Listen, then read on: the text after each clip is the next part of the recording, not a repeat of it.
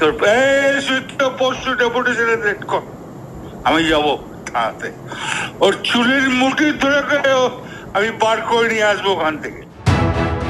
অনুব্রত মণ্ডলের আইসিকে অশ্রাব্য ভাষায় হুমকির ভাইরাল অডিও ক্লিপ ঘিরে চারদিকে প্রবল সমালোচনা।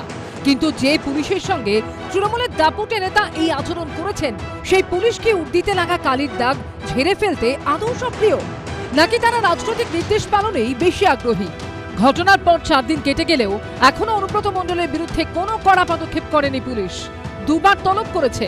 অনুব্রত মণ্ডল দুবারই তলব অগ্রাহ্য করেছেন। দুবারই আইনজীবী মারফত জানিয়ে দিয়েছেন তিনি অসুস্থ, তাই যেতে পারবেন না। পুলিশ অনুব্রত মণ্ডলকে দেখে ভয় পায়, তৃণমূল কংগ্রেসের নেতা থেকে ভয় পায়, সেই জন্য এদেরকে ধরার ক্ষমতা নেই। শুক্রবার অনুব্রত মণ্ডলকে বোলপুরের এসটিপি অফিসে হাজিরা দিতে বলে নোটিশ দেয় পুলিশ। কিন্তু অসুস্থতার কারণ জানিয়ে শনিবার সকালে এসটিপি অফিসে হাজিরা না দিলেও ওই দিন বিকেলেই পার্টি অফিসে যান অনুব্রত মণ্ডল।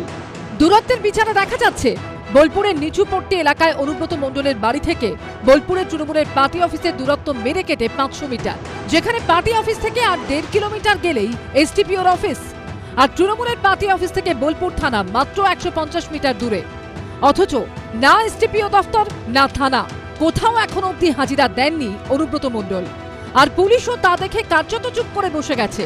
দুবার অনুব্রত আসেননি, তাই গ্রেফতার তো দূরের কথা, তৃতীয়বার অন্তত প্রকাশ্যে নোটিশ দিয়ে তাকে ডাকার আর প্রয়োজন মনে করেনি পুলিশ। পুলিশ এখন সরকারি দলের ধমকানির একটা সাবজেক্ট হয়ে গেছে। আমার খারাপ হয়েছিল সে বীরভূমের নেতার ব্যাপারে পুলিশকে এরকম ওপেন গালাগালি দেওয়া। বাংলা মানুষ পশ্চিমবঙ্গের পুলিশকে বিশ্বাস করে না, এবং তার একটাই কারণ মমতা ব্যানার্জি পশ্চিমবঙ্গের পুলিশকে পশ্চিমবঙ্গের পুলিশ হিসেবে চলতে দেয় না। যে কারণেই তার ক্ষোভ থেকে থাকুক, যে অভিযোগই থাকুক, ওই ভাষা তার বলা একেবারেই উচিত হয়নি, প্রশ্নই ওঠে না। তো ফলে দল সঙ্গে সঙ্গে রিয়্যাক্ট করেছে, বলেছে 4 ঘন্টার মধ্যে ক্ষমা চাইতে হবে। তো উনি ক্ষমা চেয়েছেন, বাকিটা দল দেখছে, বাকিটা আইনের যে প্রসেসগুলো সেগুলো আইনের পথে চলছে।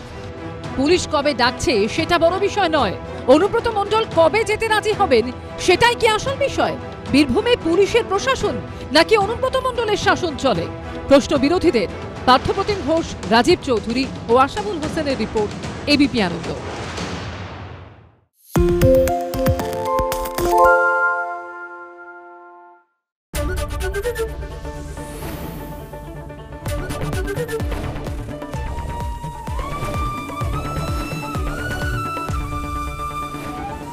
এবিপি আনন্দ, এগিয়ে থাকে, এগিয়ে রাখে।